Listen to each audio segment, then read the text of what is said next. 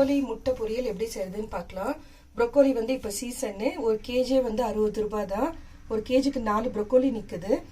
இப்போ இது வந்துட்டு ஹீமோக்ளோபின் ப்ராப்ளம் இருக்கவங்க, பிளட் ப்ராப்ளம் இருக்கவங்க வந்து இது சாப்பிடலாம். ரொம்ப ஹெல்த்தியும் கூட. ப்ரொக்கோலி கிடைக்கும் போதே வாங்கி சாப்பிடுங்க. காலிஃப்ளவர் எப்படி இருக்கோ அதே மாதிரி தான். பட் இது வந்து நல்ல பூ மாதிரி ரொம்ப பொடியாக இருக்கும். இது நம்ம முட்டை போட்டு பொரியல் பண்ணுறதுனால இந்த மாதிரி சின்ன சின்ன பீஸாக வந்து கட் பண்ணி வச்சுருக்கோம். இப்போ இதுக்கு தேவையானது 2 மீடியம் சைஸ் வெங்காயம் பொடியாக கட் பண்ணி வச்சுருக்கேன். அதே மாதிரி 2 தக்காளி பொடியாக கட் பண்ணியிருக்கு.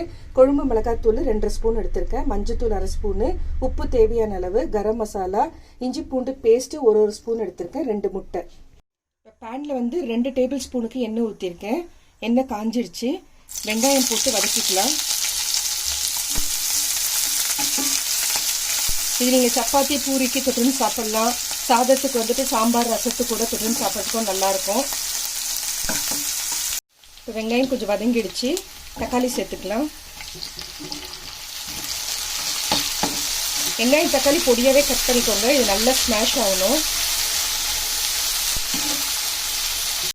தக்காளி வதங்கிடுச்சு. இப்போ இஞ்சி பூண்டு பேஸ்ட் இதோட சேர்த்துக்கலாம்.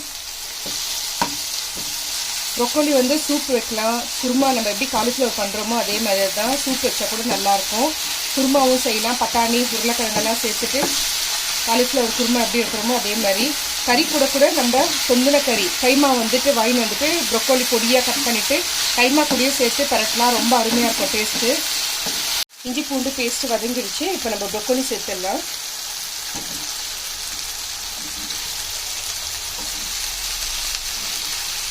நான் வந்து 2 ப்ரொக்கோலி எடுத்திருக்கேன்.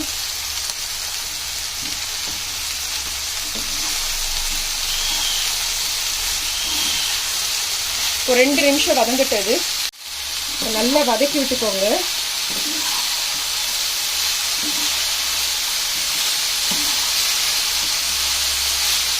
இப்போ காய் நல்லா வதங்கிடுச்சு. மஞ்சத்தூள் உப்பு இதோட சேர்த்துடலாம். 2 ஸ்பூனுக்கு எடுத்திருக்கேன் மிளகாத்தூள். நீங்கள் காரம் எப்படி தேவைப்படுதோ அதுக்கு தகுந்த மாதிரி போட்டுக்கோங்க. எனக்கு கொஞ்சம் காரம் நிறைய சாப்பிடுவோம். கரம் மசாலா தூள் 1 ஸ்பூனு. இப்போ வதக்கி விட்டுட்டு காய் மூழ்கிற அளவுக்கு தண்ணி ஊற்றிட்டு மூடி விட்டுருங்க.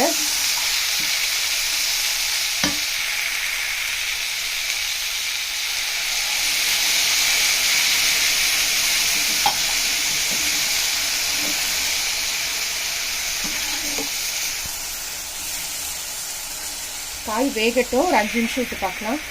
இப்போ 5 மினிட்ஸ் ஆயிடுச்சு. இப்போ ஓப்பன் பண்ணி பார்க்கலாம்.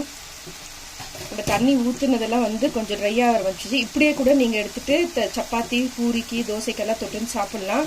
நம்ம முட்டை போட்டு பொரியல் பண்ணுறதுனால இன்னும் கொஞ்சம் வந்து ட்ரை ஆகணும். இப்போ இதிலே நீங்கள் தேங்காய் அரைச்சி ஊற்றுனா கூட ப்ரொக்கோலி குருமா மாதிரி வச்சுட்டு சாப்பிட்லாம்.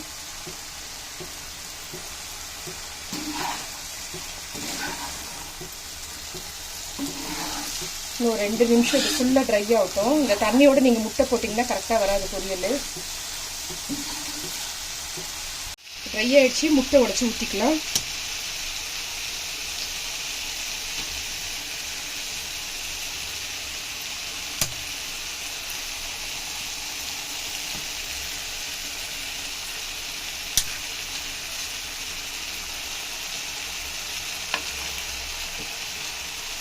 ஒரு 1 நிமிஷம் விட்டு கிளறுங்க. அப்போ தான் உங்களுக்கு நல்லா அந்த பொரியாக வரும். இல்லைன்னா தூள் தூளாக ஆகிடும் அப்படியே. இப்போ கிளறுங்க. நீங்கள் உடச்சி ஊற்றிட்டு உடனே கிளறுனீங்கன்னா ரொம்ப தூள் தூளாக ஆகிடும்.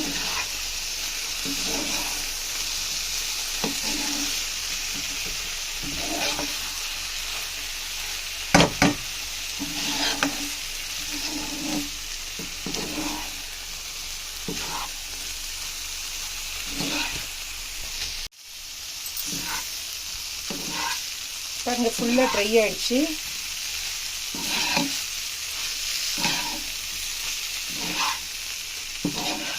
ரெண்டு முட்டை நான் போட்டிருக்கேன். உங்களுக்கு ஒரு 4 முட்டை வேணும்னா கூட, ஜாஸ்தி வேணும்னா கூட போட்டு கிளறிக்கலாம்.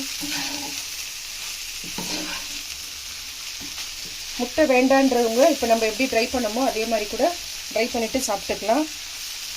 பாருங்க ஃப்ரெண்ட்ஸ், நம்மளுடைய ப்ரொக்கோலி முட்டை பொரியல் ரெடி ஆகிடுச்சு. பிடிச்சிருந்தா லைக் பண்ணுங்கள். புதுசாக பார்க்குறவங்களா இருந்தால் சப்ஸ்கிரைப் பண்ணுங்கள். மறக்காமல் பெல் ஐக்கானை ப்ரெஸ் பண்ணுங்கள். அப்போ தான் நான் போடுற வீடியோ உடனுக்குடன் நோட்டிஃபிகேஷனில் வரும். Thank you friends.